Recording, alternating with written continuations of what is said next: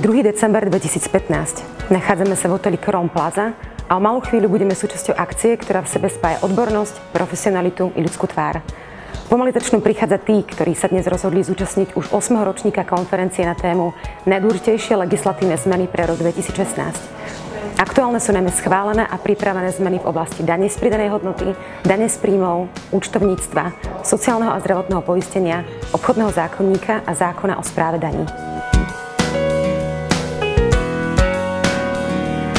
Srdečne vás vítam v mene Centra vzdelávania a našich lektorov na 8. ročníku obľúbenej konferencie o najdôležitejších legislatívnych zmenách pre rok 2016. Zárukou kvality našej konferencie sú predovšetkým naši lektori. Martin Tužinský je dlhoročný odborník na problematiku účtovníctva a daní. Spýtali sme sa ho, ako vníma, respektíve hodnotí zmeny v legislatíve, ktoré boli náplňou dnešnej konferencie. Dvoma slovami rozsiahle a nesystematické. Problém je v tom, že sa menia pravidlá počas zdaňovacieho obdobia, spätne sa aplikujú, a čo môže potom vyvolávať chaos.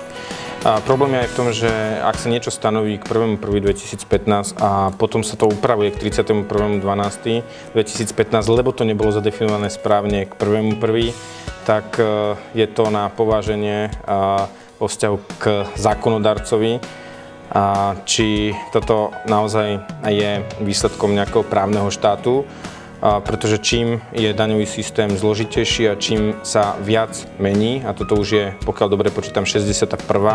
novela počas 10 rokov zákona o daní z príjmov, tak je to skôr prekážkou v podnikaní ako pomocou.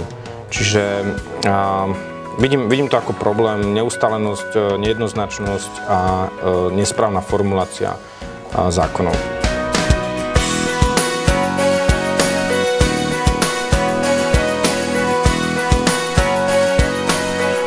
Oblasť miest a personalistiky zaznamenala v ostatnom období množstvo zmien. Odborníčky pani Julie Pšenkovej sme sa spýtali, ktoré z nich vníma ako pozitívne. Pre rok 2016 neboli oznamované nejaké prevratné ani veľké zmeny v mzdovom účtovníctve.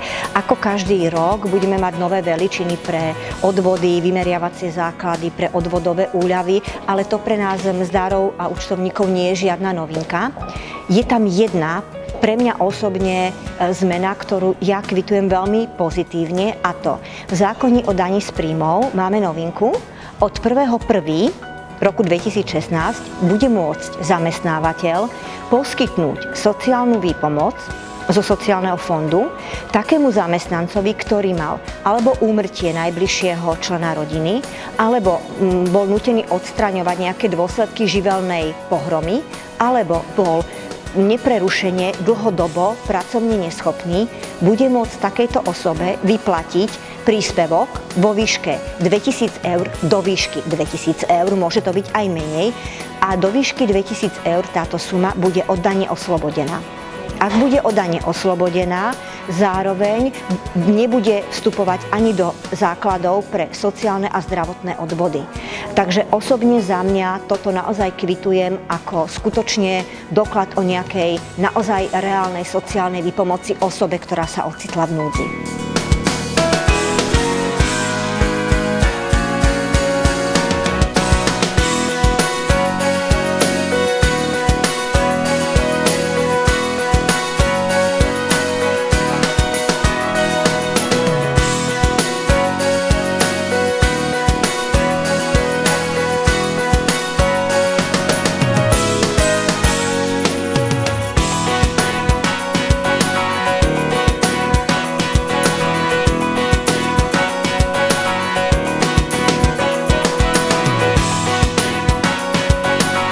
Konferencia sa skončila, no účastníci odišli bohatší o cenné informácie.